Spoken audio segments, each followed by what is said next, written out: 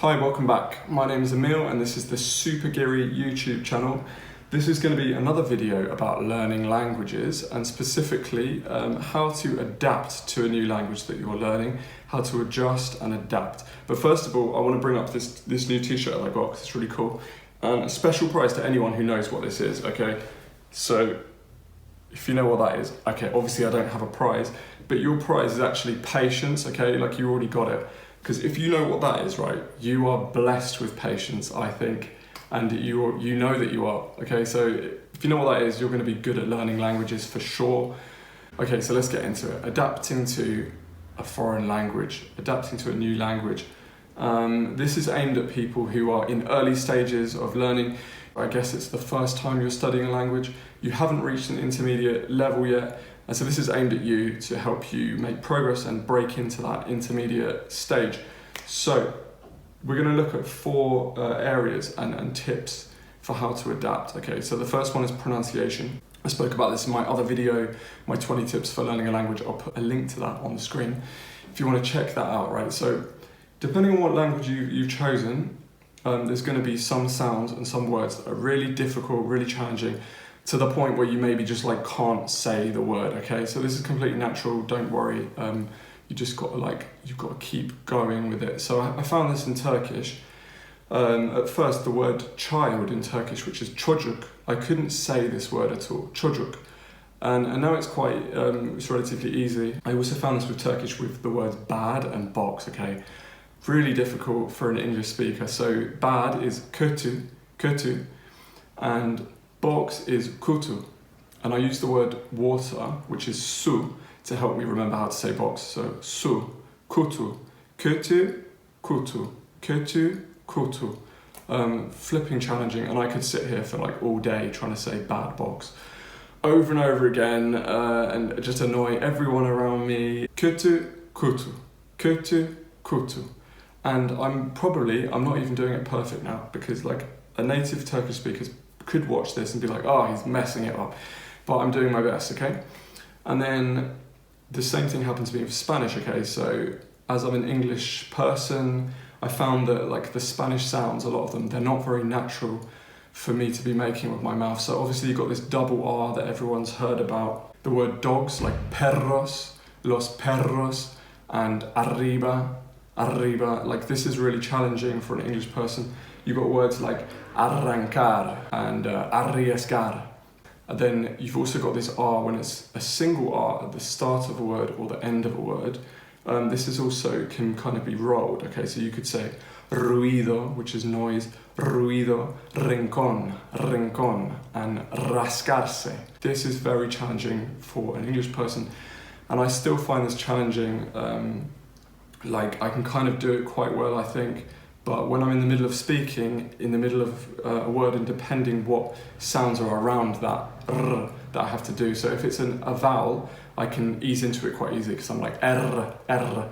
But if there's a consonant like an N or an L, yeah, I basically can't even do it now. Like then I also found this with words that don't have an R in, like localización. I really struggled with that. That's location, localización, and even worse, okay, organization. Oh my God, don't make me say that word in front of people. Organización. This is organization, organización. There were a lot of times where I was in real world conversations trying to say, I work for this organization or something like this.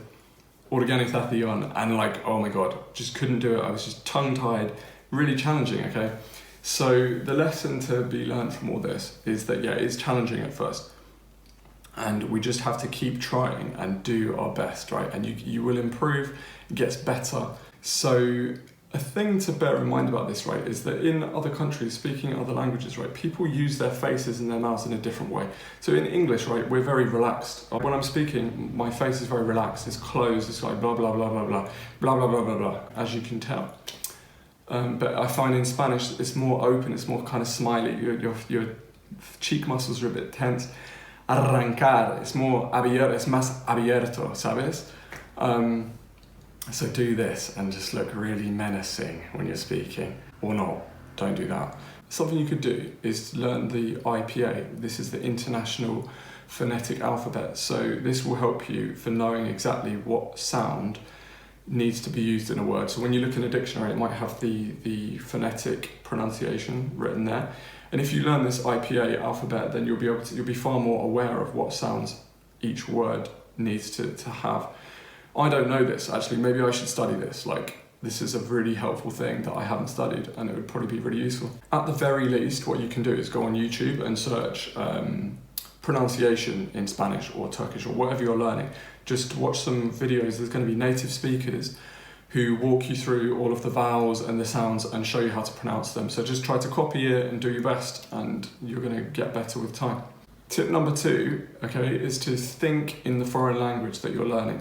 So of course, at first, when you're starting out, like, this seems kind of impossible, especially with some languages, like with Turkish, okay, it's really different. So instead of saying, like, for example, this beer, so I've got a beer, can tell I'm English, love beer. This beer is nice, okay? They don't have all these conjunctions in Turkish, like these small words like is and the and stuff. They just do away with all that and they just go beer nice, beer good, right? Like, the beer is nice, it's just beer nice. So they just say bira güzel, bira güzel. That means, like, this beer is good, bira güzel. This beer is great, it's really tasty. So another thing in Turkish is that the grammar and the way they make sentences is completely backwards compared to English, okay? So in English we might say, I am going to the park, yeah? I'm going to the park. In Turkish they would say parka gidiyorum, which translates kind of to park to going, I am, yeah? Okay, another thing. In English you might say, after that I did something, yeah? After that I did something. Okay, in Turkish, this is ondan sonra bir şey yaptım. Ondan sonra bir şey yaptım. So that translates kind of basically to that from after thing did I. Completely backwards, yeah? So you might think at first, like, how could I ever think in this backwards way? You know, my brain thinks in English and it's just not going to happen. But what you find is, like, with a lot of time and stuff, you actually start to do it naturally, and you'll find that your brain's actually ready to do this, okay? Your brain doesn't have to work in this English way, where we say, like, this is a nice thing, and, like, the way we think. It actually is ready to work in different ways. And once you're thinking in that way, you'll find it's quite natural. Quite natural to sit there with your beer and go, bira güzel, çok güzel. Okay, so in order to start thinking in the language that you're learning, you can force this at first, okay, because it's not going to be natural, but you can force it. So you need to have a foundation before you start doing this. Like, you need to have done your kind of A1 and have a bit of vocabulary in your head, okay? But now you're ready to start trying to artificially think in a foreign language.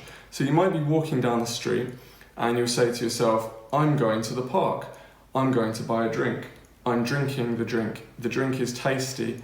You know, in the basic language that you have, you can start talking to yourself out loud or in your head and saying, you know, today's a nice day, it's sunny. You probably don't know how to say the sun is shining, right? That's kind of difficult, but you can say it's sunny, I'm happy, I'm not tired, I'm going to the park, and force yourself to kind of start thinking in this language. Then afterwards, after a while, after you've got more exposure in the language and maybe you've had the opportunity to spend hours speaking with some native speakers, you're going to find that your brain will get into this mode, right? So, like, and then you'll think naturally in the other language. So this used to happen to me in Turkey. It would be Friday night after work, I'd have a few beers with my friend Yağmur in the co-working space, and we'd be chatting in Turkish, like whatever level I was at, we'd have as much chat as possible. Then afterwards, I'd go home and I'd find on my way home that my brain was still in the, like, I want to say chip, right? Because in Spanish you say estar con el chip, like estoy con el chip de inglés. But your brain goes into the Turkish chip or whatever. You go into this mode and you're kind of stuck there, okay? So I'd be going home and something would happen in the street and I'd think, oh, something happened. What was that in Turkish? Oh, there's an ambulance. Oh, okay, all right. Well, it's getting late. It's late. I need to go home. And what am I going to eat for dinner? You know, and you'd find that you're just naturally thinking in this language because you've kind of changed mode. Your brain has gone into Turkish mode or Spanish mode, German, French, whatever it is that you're learning. Tip number 3 is don't translate directly. Okay, so you're in another country or you're learning another language, okay? They have a different culture and a different attitude towards things and a different way of expressing things, a different way that they feel things, okay? So at first, it's kind of difficult to know exactly what that is. And you can find it through like trial and error or speaking to native speakers. So ask a native speaker, how do you say this? Like, how does it kind of work with that? Because if you try to translate directly, so an example with Spanish is, let's say we're in Spain, which we are, here we are in Spain, and it's hot, yeah? So you want to say, I'm hot. And if you translate that directly to Spanish, right, you're going to end up saying, estoy caliente. And that means I'm horny, okay? So you don't necessarily want to say that, like, depending on the situation, maybe you do, I don't know. Like, you do you. But if you're just trying to say you're hot, yeah, you don't want to translate that directly. So the way they say it in Spanish is they say, I have heat, I have hot. So tengo calor, que calor, tengo calor. And this extends to like a lot of things. So like if you're hungry, they aren't hungry. I'm not hungry. I have hunger, right? So tengo hambre, and tengo sueño. This is I'm tired, I have dream. And you're scared, tengo miedo, tengo mucho miedo. So there's no quick way to like know what these different things are. You're probably going to have to get out there, make some mistakes, ask native speakers, and you can copy native speakers, right, when they make mistakes. So if you're speaking to a Spanish person, let's say you're learning Spanish, and you're speaking to a Spanish person in English, okay, well you might find, depending on how good they are, they might be making some mistakes in English. You can copy these mistakes backwards into English, okay? So a thing that a Spanish person might say, right? They might say, I need to call to him. I need to call to him on the phone, yeah? So obviously they should be saying, I need to call him directly, not call to him. So you can copy this in Spanish and you can say, llamar a él, right? Call to him. And then another thing that a Spanish person might get wrong is say him that his house is nice, okay? They're trying to tell you to tell someone. Say him that his house is nice, okay? They should be saying say to him. So you know that in Spanish, like in this context, you can just, it's direct. You say dile, dime, dile, it's direct, there's no to. So these are just examples, but you can speak to a native speaker who's speaking in English and copy their mistakes backwards into the language that you're learning. Okay, so the fourth thing, and this is actually the most important, I think, is to adapt to the culture of the language that you're learning, okay? So different countries obviously have different cultures, and this permeates all of their language, okay? So you need to start trying to adapt to this different culture and ways of speaking, okay? So obviously I'm from England, and we're quite polite in England, like supposedly, and we say things in this kind of like roundabout, like, oh, I was wondering if I could just so happen to bother you a second, sir. May I have a piece of cake, please? Sorry to bother you. I'll just go and kill myself in the back. So when I moved to Turkey, for example, right, like they don't have this polite culture so much. It's more like direct. So I had to adapt to this quite a bit, because when I was in Turkey, I'd be going around saying, so instead of saying, can I have a coffee, for example, you don't say, can I have a coffee? You say, kahve alabilir miyim? It's like, I'd be going around and saying, can I take a coffee, please? So, bitani kahve alabilir miyim, lütfen? And I'd be putting this please on the end. And then my neighbor was saying, like, stop talking like that, like this is Turkish, like it sounds really kind of fake actually, it's overly polite. And she said, like, with this alabilir miyim, this like, can I take, the politeness is already pre-built into that, and you don't need to like use this English concept of putting please. And I was struggling with this because the native speakers, like I was on a course, for example, and one of the teachers I had, she was like, stop being so polite, like this is not England. Like she looked at me and she went, burası Turkey, Allah Allah, and she was just like, you need to be more rude basically. And she said, you can go into a restaurant and literally be like, give me this now, hurry up, I'm in a rush, like why is it taking so long, bring it to me now. And so I've been having the same thing in Spain now, and I'm still just trying to navigate that and find out like the best ways to say things. So like, you know, if you went into the shop in England and said, oh, could I have a loaf of bread, please? In Spain, they're probably more likely to say, me pones una barra porfa, like, do you put me the bread, like, do you put me, or me pones un café con leche, like, do you put me, or me das, like, do you give me, me das un café con leche, por favor. It's more just like direct. You'd say, do you give me, do you put me, or just put me, just give me. You can like say it more directly. So you have to kind of work out when you should use conditional, like when you should say, could you do this for me, could I.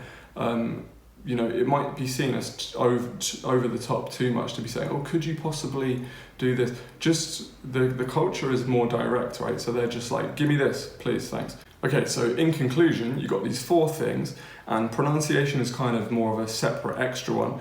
You need to just start off with that. But later, we're going to get to these other 3 things, and they're kind of all interlinked, right? And this is how you're going to adjust and adapt to the language you're learning, is first of all by trying to think in that language so that you're more open to the culture and the way things work in that language. And then you're going to stop translating directly. That's going to happen naturally through thinking in the language. You're going to start using more the concepts and ways that it works in that language.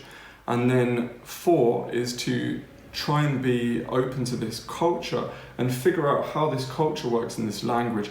Start trying to copy it so that you can fit in.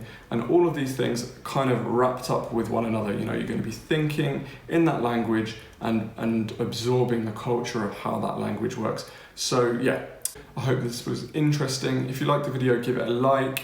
And I've got some other videos that I've made about learning languages for people in early stages. So check those out, and I'll see you next time to talk about more stuff. So yeah, have a nice day.